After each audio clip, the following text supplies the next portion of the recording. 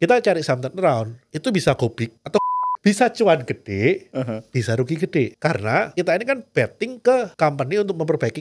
Average price itu nothing. Kita cuan yang dinikmatin itu apa sih? Duitnya, rupiahnya. Bukan persentasenya. Presentasi itu buat apa sih? Di screenshot, pamer di sosmed. Buat apa? Tuh, my friends dengar tuh. Cara analisa saya itu nggak pernah yang jelimet, yang gampang dinalar, di logika. Yang penting intinya bisnis itu apa sih? Ada. Kita analisa fundamental dalam-dalam. Kalau tujuannya buat trading, paling 2 hari lepas, bro. Kalau kita tujuannya trading, ya kita mainnya. Tapi kalau kita bisa melengkapi, ya kita bisa tahu what to buy-nya itu pakai fundamental. When to buy kita bisa pakai. Oh, kalau saya take profit di harga segini dan lanjut naik, berarti yang beli dari saya ada kesempatan untuk cuan. Ikhlasin. Masa setiap kita cuan yang beli harus rugi? Kan jahat bener ya jadi orang ya. Masa kita harus TP di pucuk, habis itu yang beli dari kita harusnya.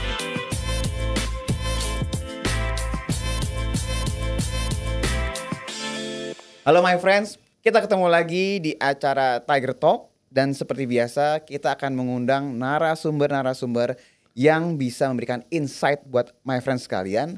Dan harapannya abis nonton ini my friends bisa langsung dapat gambaran kira-kira implementasi strateginya harus seperti apa. Dan bisa jadi cocok nih sama narasumber yang kita undang pada kali ini. Dan untuk kali ini kita akan mengundang, sudah datang sih sebenarnya narasumbernya, Koh Bernard Mahardika atau yang bisa dikenal dengan Bernard 88. Selamat siang, Pak. Selamat siang, Koh. Terima kasih sudah mau datang di sini. Terima kasih sudah diundang. Udah mau meluangkan waktunya, udah mau sharing nih hari ini. Jadi kita langsung straight to the point aja, Koh. Siap, demi my friend. Oke, kita akan mulai dari, ya kita tahu lah ya, Koh ya, market volatile tahun ini di bulan Maret April turun cukup signifikan. Terus juga beberapa waktu lalu juga ada beberapa hal lah yang memberikan imbas di dalam negeri. Jadi pasti portfolionya my friends ini cukup mix lah ya. Yep. Ada yang mungkin hijau, ada yang mungkin tendensi lebih ke arah merah. Kita akan ngobrol gaya investasinya Koh Bernard.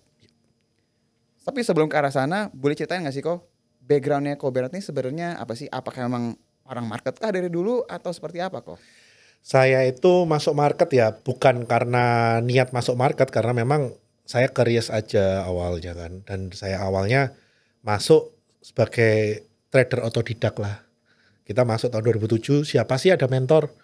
Ada sih mentor tapi mahal, nggak mampu lah kita untuk hire atau kita ikut kelasnya mereka. Mendingan dibuat modal gitu kan. Karena that time itu yang namanya kelas saham bukan jutaan, tapi puluhan juta, ratusan juta. Beda sama kayak sekarang ya, yang bisa diakses informasinya gratis. Bahkan kayak my friends kayak gini kan, ini kan sangat terakses oleh siapapun asal punya internet. That time itu nggak seperti itu. Jadi awalnya saya penasaran, saya pengen tahu pasar saham ini seperti apa. Karena saya sebagai pedagang, waktu itu pedagang unit link, kita kan belum fasih ya masalah saham itu seperti apa. Dan saya merasa kok kelihatannya perkembangannya menarik sekali nih. Karena waktu itu kan booming-boomingnya unit link. Indonesia masuk ke era fund. Dan global fund ini banyak sekali masuk dan likuiditas itu sangat berlimpah. Itu yang menyebabkan era bubble dan that time ya kita beli apapun naik lah ya. Kayak gitu. Ya itu yang menyebabkan awal mula saya masuk market. Seiring berkembangnya dengan waktu, ya kena hajar 2008. Dari situ saya belajar bahwa krisis adalah opportunity, sehingga di 2016 saya bisa take chance waktu ada krisis komoditas ya. Waktu itu saya bisa take chance, 2020 saya bisa take chance, walaupun 2020 itu krisis yang berbeda. Tapi di situ saya merasakan flashback, oh ini struktural nih. Ini sesuatu yang berbeda tapi struktural, sehingga walaupun saya keseret 30%, saya sell all semua, saya short. Dan saya rebalancing portofolio saya di 2020 akhir. Dan kita tahu juga tahun 2024-25 ini kan marketnya gedebak-gedebuk ya. Tapi bagi saya satu, setiap ada market yang volatile itu adalah sarana pembelajaran yang baru. Karena market itu kan nggak ada yang benar-benar 100% sama persis dari waktu ke waktu. Dari situ ya kita ada benchmark baru, oh kalau kejadian seperti ini ya mitigasinya seperti ini. Ya in the end 2024-2025 portfolio saya sih puji Tuhan not bad ya. Masih bisa melewati gelombang-gelombang itu dan masih surplusnya lumayan kayak gitu. Despite of banyak ketidakpastian gitu kan. Kok berarti kan sebelum kita ngomongin gaya berinvestasi lebih detail lagi kok, 2007 tuh kalau nggak salah IHSG tuh 50%-an ya. Betul. 2006 50%-an, 2007 50%-an, 2008 tuh turun hampir 50%. Betul. Dari 2.800 bottomnya 1.100. Betul, lebih dari 50% berarti Betul. kan. Kok nggak trauma? Kebetulan gini, bagi saya kalau saya exit di pasar modal dalam kondisi rugi, saya nggak akan pernah bisa recover. Jadi saya punya prinsip itu satu yang saya selalu ngomong, apa yang hilang di pasar modal harus balik dari pasar modal. Kita nggak bisa hilang dari pasar modal berharap balik, udah deh aku tak kerja aja untuk balikin rugiku di pasar modal. Nggak akan bisa balik sih. Karena uang beredar paling cepat itu di pasar modal. Jadi kalau lulus dari pasar modal, cari balikannya paling gampang ya dari pasar modal. Itu paling realistis.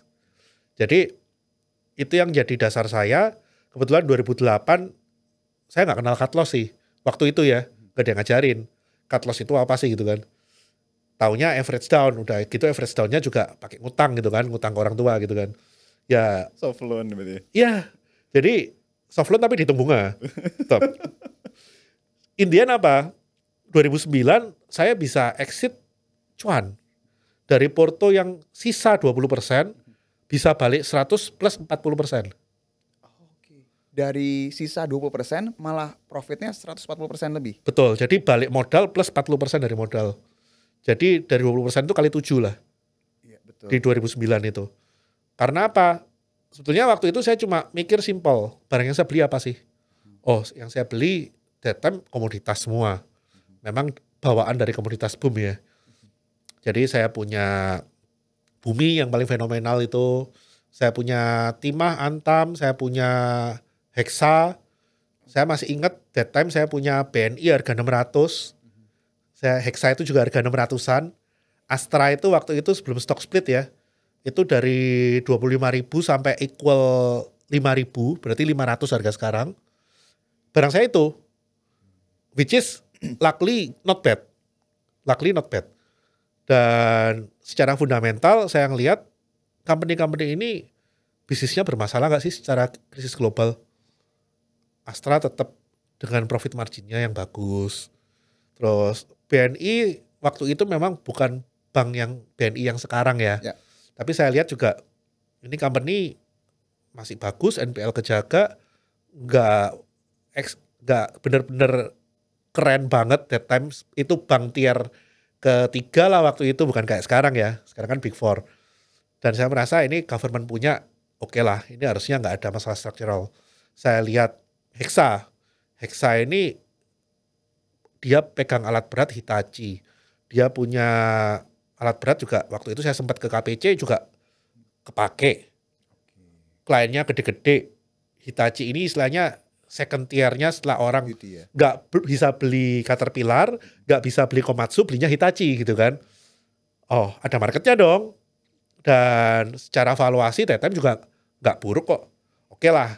Jadi dari dasar itu saya bedah satu-satu, nggak ada yang ngajarin saya untuk nge-short atau cut loss ya. Jadi ya taunya cuma satu arah. Average down. Seperti itu.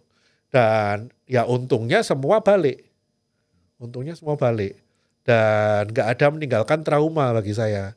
Dan dari situ saya memang yang tadi saya sampaikan, oh ya kalau hilang pasar modal sih, kalau kita mau cari di luar pasar modal almost impossible ya. Bayangin, duit sisa 20%. Setahun bisa balikin 100% plus 40%. Kita mau kerja jungkir balik di mana? Ya kan? Dan secara historical, Indonesia krisis terberat itu structural 98. Even tahun 98 pun IHSG di bottom itu 9 bulan kok. Setelah itu merangkak naik. Jadi selama kita tahu tesis investasi kita, selama kita tahu apa yang kita beli, entah itu nanti kita endingnya adalah average down atau antara kita short dan kita buyback, ya harusnya sih nggak ada salahnya ya untuk kita tetap berenang di pasar modal dalam kondisi apapun sih. Yang penting kita bisa dancing in the rain aja kalau lagi hujan deras. Kalau deras banget cari perahu daripada nanti hanyut gitu kan. Oke. Gitu. Oh, berarti tadi Ko Berat bilang BNI NPL sekian. Astra juga penjualan mobilnya oke. Tadi ngomongin masalah Hexa juga. Juga Hitachi juga banyak kok penjualan marketnya ada. Berarti dari awal di tahun 2007-an itu sudah pendekatannya pakai fundamental. Karena kita nggak ada pendekatan yang lain. 2007 buku-buku yang ada semua itu pendekatan fundamental. Pendekatan secara teknikal ada, tapi tidak banyak orang yang mengaplikasikan technical that time. Pertama, waktu itu kan nggak ada online trading ya. Ya betul. Kita itu akses chart harus datang ke kantor sekuritas. Pakai IQ Plus atau pakai RTI. Ini sorry sebut merek gak apa-apa ya. Gak apa-apa kok. Ya. Jadi itu kalau kita mau bawa ke rumah langganannya 3 juta per bulan. Siapa kita bisa langganan kayak gitu kan. Itu kan sama kayak hari ini kita langganan Bloomberg Terminal tuh. Betul. Mahal banget. Nggak mungkin. Dan sekilas waktu itu saya ngeliat technical. Oke, technical ini kan menggambarkan psikologis pasar. Bisa workout dalam periode jangka pendek hingga ya maksimal lah kita ngomong pakai chart daily gitu kan. Kuncinya satu, ketika banyak orang yang melihat hal yang sama, maka akan memberikan respons yang sama berdasarkan ilmu yang sama. Kalau 100 orang mengatakan ini adalah support dan support ini ditembus, ya berarti kemungkinan 100 orang ini akan jualan karena support ini ditembus. Harganya mau nggak mau pasti turun. That time chart itu nggak banyak terakses, sehingga mungkin technical itu tidak terlalu workout that time, kayak gitu. Dan itu mungkin menyebabkan beberapa investor atau trader lama tidak terlalu percaya pada technical. Tapi seiring dengan berjalannya waktu, sekarang online trading bisa di handphone, bisa dimanapun gitu kan, ya technical semakin bisa kebaca. Jadi ya kita harus ngikutin perkembangan zaman kayak gitu. Kalau cuma ngikutin kayak zaman saya dulu 2007 fundamental doang, bisa jadi saya entry di momentum yang salah. Bisa jadi saya entry di fase yang salah. Tapi kalau kita bisa melengkapi, ya kita bisa tahu what to buy-nya itu pakai fundamental. When to buy kita bisa pakai technical. Kayak gitu. Jadi saya melengkapi lah. Saya melengkapi. Karena emang bener kok ya, jadi waktu pas tahun-tahun itu kan ya internet pun juga nggak kayak sekarang kan. Betul, betul. Nyari informasi itu nggak semudah kayak sekarang juga. Betul. Laporan keuangan susah loh terakses. Betul, betul. Jadi untuk dapetin data yang sudah diolah itu susah banget dan harus bayarnya mahal. Nah, betul. Sekarang kita maju nih ke tahun-tahun saat ini nih kok. Dimana keadaannya tuh berbeda sama waktu itu ya kok ya. Justru sekarang tuh informasi tuh gampang banget. Betul. Justru malah kita susah nih bedain nih, ini informasi benar atau enggak kan?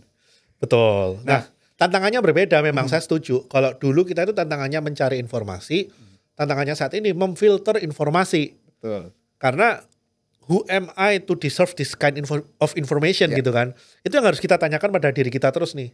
Oh, saham X mau jalan ke 3 kali lipat, 4 kali lipat. Yeah. Kalau kita dengar, kita balikin dulu ke diri kita. Who am I to deserve this kind of information? Kita ini siapa? Kok sampai layak dapat info ini? Kalau memang kita ini nobody dan kita dapat info itu, berarti kan banyak nobody lain yang mendapat info yang sama. Berarti apa? Ya bisa jadi ini adalah terakhir nih. Penerima terakhir. Ini bagian cuci piring nih, gitu kan. Dan kembali lagi, semua informasi kita telan, kita endapkan, kita refleksikan. Secara fundamental matching nggak sih? Contoh, saham A mau 4 kali lipat. 4 kali lipat itu berarti valuasinya sekian. Dari berapa T jadi berapa puluh T, katakanlah kayak gitu. Dasarnya apa? Dasar valuasinya di mana? Dasar business value-nya di mana? Oh nggak ada, pokoknya cuma mau digoreng. Oke, kita lihat flow-nya. Flow-nya bener nggak sih ini mau digoreng? Atau jangan-jangan udah distribusi? Nah, kita harus cross check semua data nih, Mas. Nggak cuma, oh karena ini barang katanya bisa 10x, kita belinya langsung all in, gitu kan. Ya, akhirnya, apa ya, kita nggak rasional di market. Kayak gitu. Itu yang susah sekarang. how to keep sane in the insane market. Kayak gitu. Karena tadi seperti yang Ko Bernard bilang juga kan, sekarang tuh emang susah ngefilternya kan. Betul. Jadi benar-benar kita mau tahu ini benar nggak informasinya, itu butuh waktu dan emang butuh ibaratnya pembelajaran lebih detail lagi. Betul. Saya akan bahas tadi mengenai masalah all in atau tidak all in ya Ko. Tapi kita bahas dulu nih. Berarti sekarang Ko Bernard ini gaya investasinya kombinasi ya, antara teknikal dan juga dengan fundamental. Tadi Ko Bernard bilang, kita tahu perusahaan bagus pakai fundamental. Betul. Untuk bisa timingnya, untuk entry point di mana, pakai technical. Berarti kalau seandainya sahamnya naik nih, happy dong semua. Tiba-tiba dia berubah secara entah pola, entah major trendnya berubah. Fundamental nggak ada masalah, tetap masih bagus banget. Jual atau tahan kok? Jual dulu. Oke. Jadi bagi saya gini, saham yang bagus itu kalau fundamentalnya bagus, flow-nya bagus, chartnya bagus, uptrend. Tapi kalau salah satu nggak mendukung, contoh nih, tiba-tiba chartnya patah tren. Kita mau apain? Kalau memang ini trennya tren major yang dipatahin, kita fundamental tahu masih baik-baik saja gitu kan. Buang dulu. Buang ini bukan berarti kita balik badan ya. Bukan berarti tesis kita yang kita udah analisa getu, yang awalnya kita yakin banget, hanya karena patah tren kita jadi nggak yakin. Enggak, tapi itu simply kita atur better entry. Kita manfaatin masalah istilahnya opportunity cost kita. Gitu kan, daripada kita, bayangkan nih Mas, saham dari 1.500, udah pecah major trend di 1.200, mau ke 900. Kalau fundamentalnya masih baik-baik saja, bukan nggak mungkin dia balik 1.500. Tapi kalau kita buang di 1.200, kita buyback di 900. Dia balik ke 1.200 aja, itu kita udah sama kayak cuan dari 1.500 gitu loh. Ngapain kita harus nunggu dia harus pulang pergi bumi bulan untuk kita bisa hanya sekedar balik modal. Padahal kita tahu ini udah major trendnya patah, kita tahu ini barang masih bagus. Tapi major trendnya patah, ya udah buang dulu nggak apa-apa. Toh semua ada resiko. Kita nge-hold ada resiko nggak? Kalau patah major trend kita hold ada resiko turun keseret. Kita short, kita buang dulu. Ada resiko nggak? Resiko false break ada. Tapi kan kita kembali lagi, analisa kita seberapa dalam untuk yakin bahwa ini adalah benar-benar false. Atau memang ini beneran breakdown. Kalau memang ternyata analisa kita breakdown ternyata beneran false break, dan confirm ini false break, bisa balik V-shape dengan volume, ya udah kita kejar. Itu loss yang kita tanggung adalah risk yang kita taruh daripada barang ini breakdown keseret. Setuju. Mendingan kita beli lebih mahal, katakanlah 1.200 nih, kita buang. Confirm nih V-shape 1.300-an pakai volume bagus, ya udah 100 poin kok. Aku rugi. Dibandingkan aku keseret, katakanlah the next big supportnya di 900 di 1000. It's okay, nggak masalah. Karena itu kan kadang-kadang mungkin my friends juga ngerasain ya, dijual naik, nggak dijual malah turun. Yep.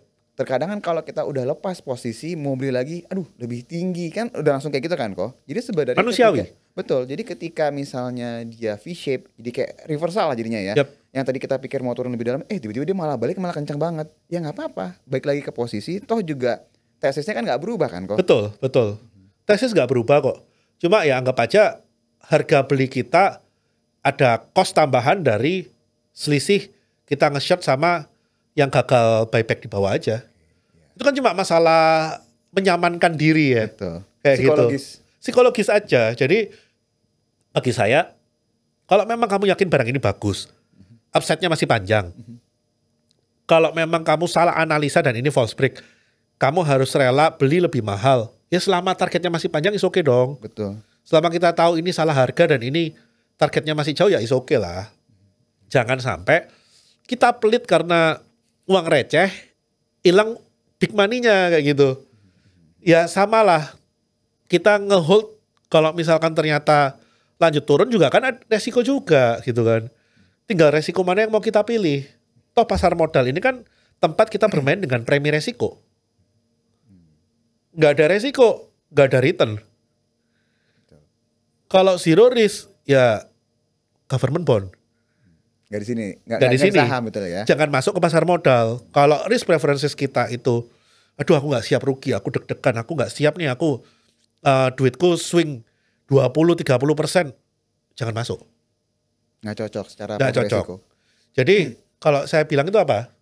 Sebelum kita masuk pasar modal, kita harus risk profiling diri kita sendiri. Sebetulnya kita ini bisa nggak terima volatilitas yang ada di pasar modal. Simpel itu. Nggak semua orang harus kaya dari pasar modal.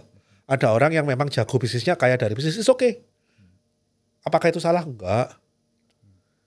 Orang pengen dia stabil aja deh. Toh yang penting uangku nggak berkurang. It's okay. Deposito, government bond. Apakah itu salah? Enggak. Yang penting nyaman ya kok ya. Yang penting ekspektasinya diatur, Mas.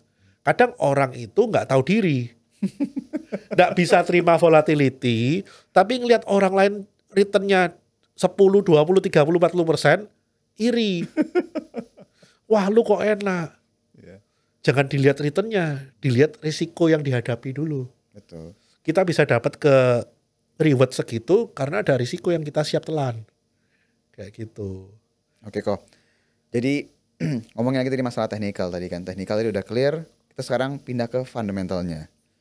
Tahun 2007 tadi kalau dari pilihan sahamnya Ko Bernard kan oke, ini karena jualan otomotif masih bagus, terus masalah NPL. Apa yang berubah cara analisa fundamentalnya di tahun 2007 pada saat itu sama sekarang ini? Apakah masih sama atau udah lebih tajam kayak yang tempat yang lain? Waktu itu saya fokus company yang istilahnya udah gede, dia nggak akan runtuh gitu kan, kasarannya. Too big to fail, kasarnya kayak gitulah. Atau company yang kemungkinan gagalnya kecil. Di 5 tahun terakhir ini saya lebih cari company yang kondisinya lebih cenderung turnaround, kalau boleh kita bilang. Jadi antara gagal atau sukses ini setipis kertas nih. Karena saya ngelihatnya apa? Oke, untuk company yang kemungkinan gagalnya kecil, memang kemungkinan rugi saya terbatas. Tapi untuk cuan gede pun ya pasti mengikutilah dari resikonya kan yang tadi saya sampaikan. Risk reward itu pisau bermata dua gitu kan. Pasti saling mengikuti. Kalau saya pengen profit yang lebih, mungkin saya bisa cari cara analisa yang berbeda. Cara analisa yang berbeda itu seperti apa? Company dari nothing to something itu pasti akan memberikan return yang lebih gede daripada company yang dari big jadi bigger gitu kan. From nothing to something itu pasti kasih reward yang lebih karena risikonya lebih gede gitu kan. Dan itu yang saya benar-benar cari dari 5 tahun terakhir ini. Apakah selalu berjalan mulus? Enggak. Karena prinsip saya gini, kita cari saham turnaround, itu bisa go big atau goblok. Bisa cuan gede, bisa rugi gede. Karena kita ini kan betting ke company untuk memperbaiki kinerja. Sedangkan kita sendiri ini kan minoritas. Kita nggak even involved di manajemen. Berarti kan kita menaruh kepercayaan kita kepada manajemen. Di mana manajemen ini bisa berhasil, bisa enggak. Namanya ini kan di perbatasan ya antara ada dan tiada nih, antara company-nya mau turnaround atau memang gagal. Ya itulah yang kita analisa. Masuknya bertahap, seiring dengan progres perbaikan perusahaan kita nambah duit, kita nambah posisi. Kalau memang kita yakin ini udah on track, ya masa kemarin kondisi uncertainty-nya lebih gede kita berani, kondisinya lebih pasti kita nggak berani untuk masukin gitu kan. Kadang orang salah, udah masuk nih di harga bawah, company-nya udah lebih bagus, uncertainty-nya berkurang, harganya naik malah nggak berani. Oke. Padahal kalau dipikir risk reward, waktu lu masuk ini kemungkinan gagalnya gede banget loh. Betul, betul. Ini company udah on the good shape, harga baru gerak katakanlah 1-2 kali lipat, tapi fundamentalnya udah on the good shape, dibandingkan waktu kamu masuk, murah sih. Tapi kemungkinan gagalnya itu 50-50. Kayak gitu. Orang kadang gak berani, kemahalan lah. Aku nunggu deh balik kayak harga aku ngambil. Kalau balik hargamu ngambil berarti something wrong sama company ini. Harus dibuang malah. Ini harus buang. Berarti dia gagal turnaround nih. Betul. Ya kan, masa udah kali 2 kali 3 balik lagi gitu kan. Ada yang salah berarti ini kan. Kayak gitu. Karena mungkin orang fokus dengan average price-nya dia kok ya. Betul. Bagi saya simple Mas. Average price itu nothing. Kita cuan yang dinikmatin itu apa sih? Duitnya, rupiahnya. Bukan persentasenya. Presentasi itu buat apa sih di screenshot, pamer di sosmed? Buat apa? Tuh my friends dengar tuh. Kalian hemat-hemat average price, kalian jadi nggak bisa trading. Kalian cuan 2-3 kali lipat dari uang 10 juta. Nggak kaya juga. Tapi kalau kalian cuan 50% dari 100 juta, ya lebih gede dong dapatnya. Betul. Gitu kan. Jadi ya kembali lagi, jangan terjebak sama ilusi-ilusi retail saya ngomong. Itu ilusi-ilusi retail. Takut harga average berubah lah, gak berani makan harga lebih tinggi lah, gak berani average up lah. Tapi average down suka bener. Kayak gitu. Padahal kalau kita ngomong, average up ini berarti barangnya lagi uptrend nih. Kalau average down, ini kemungkinan besar barang lagi downtrend. Kayak gitu kan. Iya. Jadi ilusi-ilusi retail ini yang harus dibenahi. Saya kayak gitu. Baik lagi, supaya ilusi ini bisa dibenahi, kan conviction-nya juga harus kuat kan. Betul. Tadi kan Ko Bernard bilang, oke, gue suka dengan saham yang turnaround. Bisa tahu, oke, ini ciri-ciri turnaround nih. Menurut Ko Bernard itu seperti apa? Yang pertama, kita lihat dulu nih, ini company ownership-nya siapa? Ya kan? Terus secara bisnis, dia lagi on cycle atau off cycle? Karena company yang mau turn around tanpa dibantu bisnis yang on cycle, mungkin nggak? Berat pasti. Berat kan? Company gede aja kalau nggak on cycle, setengah mati untuk growth. Apalagi company yang udah nafasnya Senin Kemis. Nggak on cycle, mau turn around, ya mustahil. Gitu kan? Jadi kita lihat dulu dari top down nih. Yang sekarang lagi on cycle apa? Dari semua emiten yang on cycle ini, kira-kira yang emiten yang paling lemah ini siapa? Emiten yang paling lemah ini siapa? Ini ownership-nya di mana? Masalahnya apa? Kenapa kok dia lemah? Itu kita bedah satu-satu nih. Structural enggak nih masalahnya? Oh, ini memang company udah nggak diurusin, memang mau dibunuh nih sama ownernya. Jangan dimasukin. Nggak semua company yang murah atau company yang katakanlah paling bontot itu bisa turn around, karena memang ada juga yang ya ini sengaja memang sama ownernya udah nggak diurus gitu kan. Dibiarin mati suri aja udah. Memang dibiarin mati suri, entah nanti dijadiin apapun kita nggak tahu, kita bukan owner gitu kan.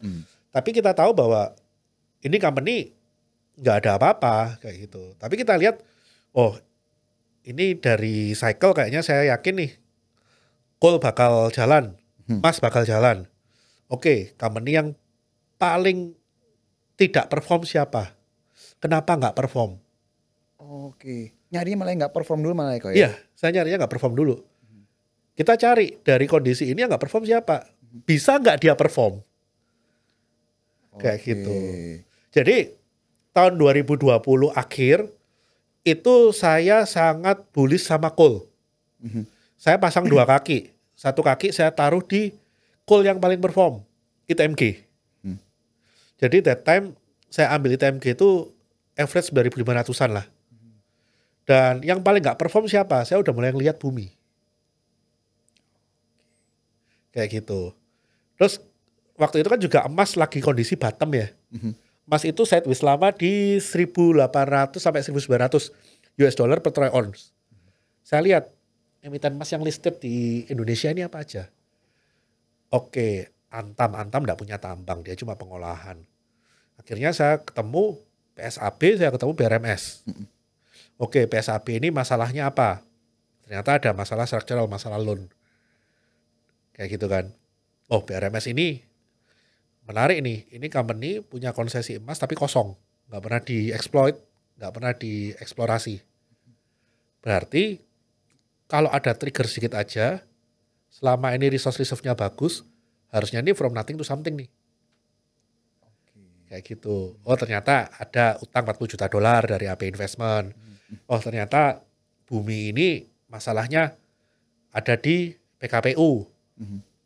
Dia ini antara do or die, kalau nggak bisa konversi saham, dia pasti mati nih. Karena dia nggak ada kemampuan financial untuk menyelesaikan PKPU-nya dia. Pasti akan pembatalan homologasi dan pilot. Saya ngeliatnya simple. Yang punya siapa? Yang punya Bakri. Bakri dalam kondisi sekarang, asetnya yang paling ada isi itu KPC. Dia nggak akan mau KPC-nya di fire sale. Jadi menurut saya, kalau saya di posisi Bakri, saya akan mati-matian cari partner yang bisa nyelamatin saya. Jagain aset paling penting itu ya. Kayak gitu. Jadi kita berpikir mencoba dalam posisi orang tersebut. Ya. Apakah selalu berhasil? Enggak. Gagal pernah. Di Friend saya gagal. Jangan lihat yang berhasil terus, yang salah juga ada. Yaitu Friend. Friend itu saya ingat persis Desember 2023, tiba-tiba ada pengalihan data center. Satu-satunya cara Friend ini turnaround itu dari bisnis data centernya dia. Saya ngeliat Friend ini kan potensi untuk di turnaround kan karena apa? Sinarmas ambilnya udah lama di harga yang tinggi. Masa sih nggak mau dijadikan sesuatu? Saya lihat ada data center di dalam. Ternyata Desember 2023 data center ini dialihkan ke DSSA. Ketika itu terjadi, ya saya harus berani mengakui bahwa tesis saya di Friend selesai. Potensi turnaround-nya mau dari mana lagi? Merger sama Excel. Oke. Tapi merger yang model seperti apa? Ya kan? Sehingga kita harus bisa admit our loss dan move on. Ya udah buang. Rugi. Makan ruginya. Kayak gitu. Salah saya cuma satu. Saya tahu data center ini lari ke DSSA. Waktu itu DSSA sebelum split masih di kisaran 70.000 ke 120 ribuan lah. Sempat ke 150, koreksi lagi ke 120. Saya nggak masuk. Karena nggak liquid kan waktu itu ya. Satu nggak liquid, dan kedua saya masih dongkol. Saya merasa step from the back gitu kan. Ini permainan apa gitu kan. Aset yang krusial untuk satu perusahaan pindah. Dialihin gitu aja. Tanpa RUPS. Saya merasa jangan sampai ketika saya masuk DSSA terjadi hal yang sama lagi. Karena ownership-nya sama. Saya nggak masuk. Apakah sekarang saya ngeliat harga DSSA yang udah 10 kali lipat nyesek? Nyesek lah, manusiawi. Tapi apakah menyesal? Bagi saya itu pembelajaran. Bahwa kredibilitas owner itu nomor satu. Kalau dari awal kita nggak masuk lagi karena kita takut hal yang sama terulang, ya itu berarti kita tidak yakin dengan kredibilitas owner. Yaitu adalah pilihan yang kita makan. Ya kita harus telan. Nyesel boleh, tapi move on. Kayak gitu. Ya udah, nggak apa-apa. Toh kita juga dapat cuan dari tempat yang lain. Kayak gitu. Itu alasan saya kenapa saya tidak pernah all in. Seyakin-yakinnya saya sama emiten, maksimal dalam portofolio saya 30%. Paling besar 30%? Seyakin-yakinnya saya. Karena bagi saya simple. Ketika kita all in, balik badannya pasti susah. Karena apa? Ketika tesisnya nggak turn out, kita denial. Semua orang salah? Yes. Orang yang nasihatin pasti dibilang salah? Benar. Kita denial. Kita merasa tesis kita benar, tahu-tahu amblas. Gitu kan. Dan yang kedua, saya ini dalam posisi punya istilahnya komunitas. Dan komunitas ini saya tahu audiensnya nggak semua pemain lama. Kalau dari awal mereka belajar di pasar modal, saya ngajarin mereka untuk all in. Tidak semua orang itu memiliki mental yang sama. Tidak semua orang memiliki pemahaman risiko yang sama. Dan tidak semua orang siap menghadapi risiko. Naik semua orang siap ya Pak ya? Betul.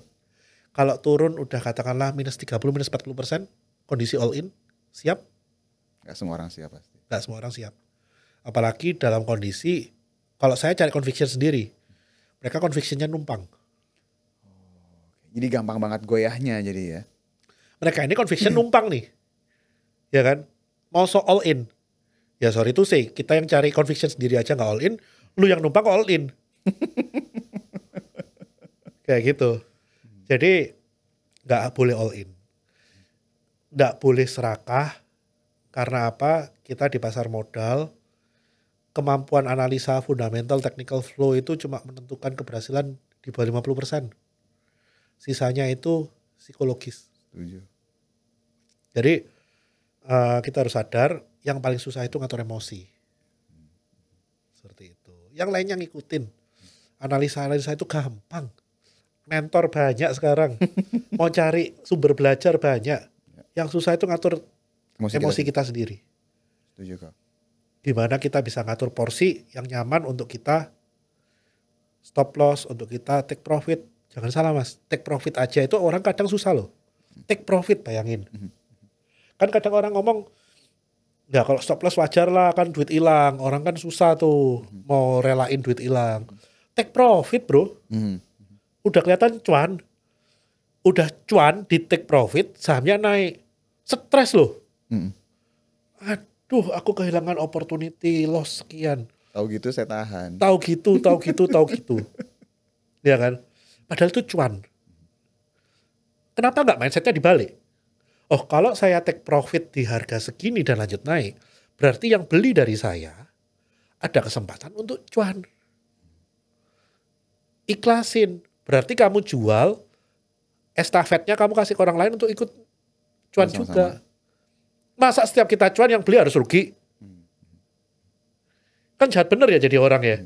Masa kita harus TP di pucuk, habis itu yang beli dari kita harus nyangkut. Jadi harus ikhlas. Bahwa ya rezeki kita sampai sana. Yang berikutnya berani makan barang kita di atas, berarti mereka punya conviction lebih. Berarti mereka siap dengan resiko yang lebih.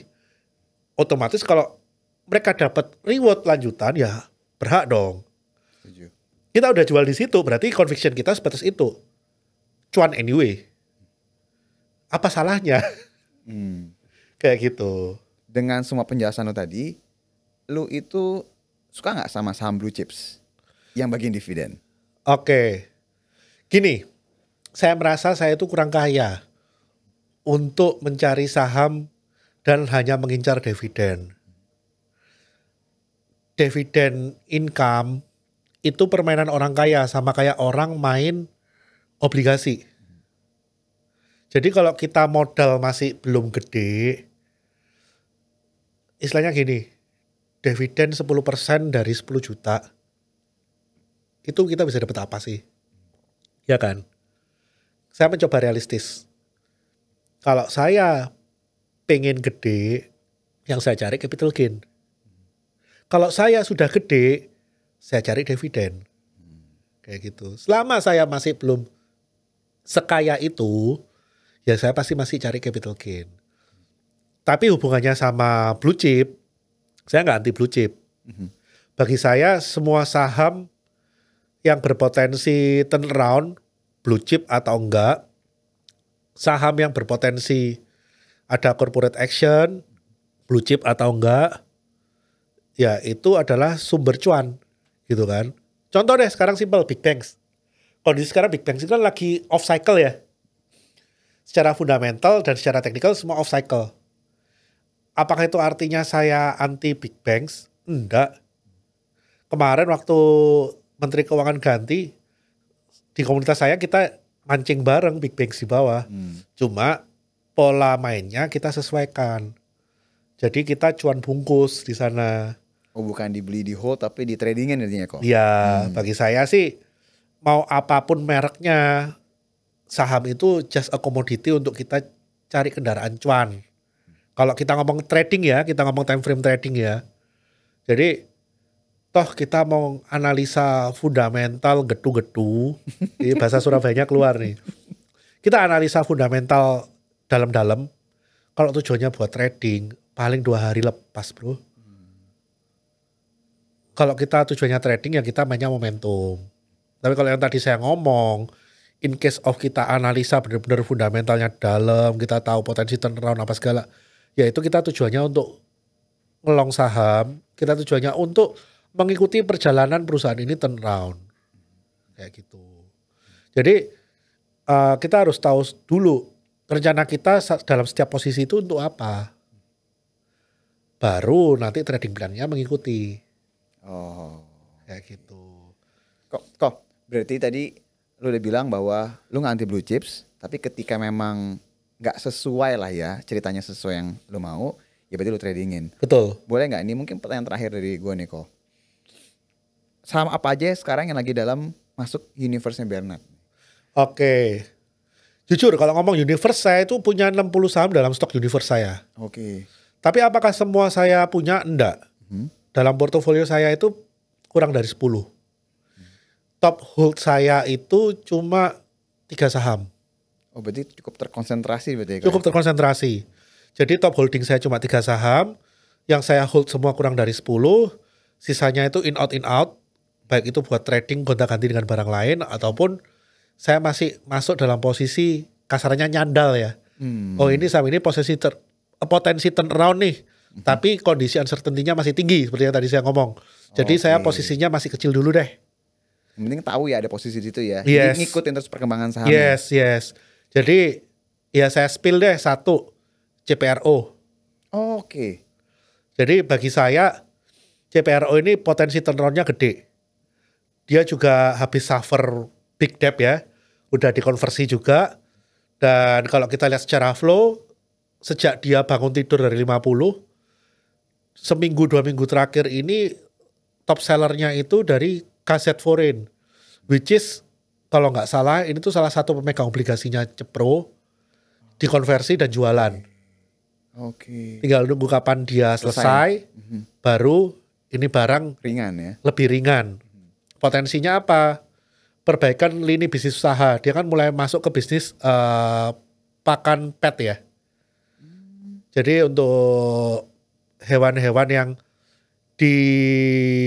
dirumahkan lah, anjing, kucing gitu kan, dia kan mulai main pakan di sana, bukan lagi cuma masalah udang seperti Cepro yang kita tahu Berarti dulu. kayak jual produknya kayak Whiskas gitu maksudnya. Betul. Itu marginnya kan cukup gede soalnya kan. Itu margin cukup gede. Dan kita tahu demografi untuk Gen Z zaman sekarang, mereka itu lebih milih pelihara anabul dibandingkan punya anak. Oke, make sense. Di situ ada demand. Pemain gedenya dalam satu indeks ini cuma Cepro. Oke. Proksinya berarti cuma dia doang. Yes. Kayak gitu. Ini kan kita harus peka ya.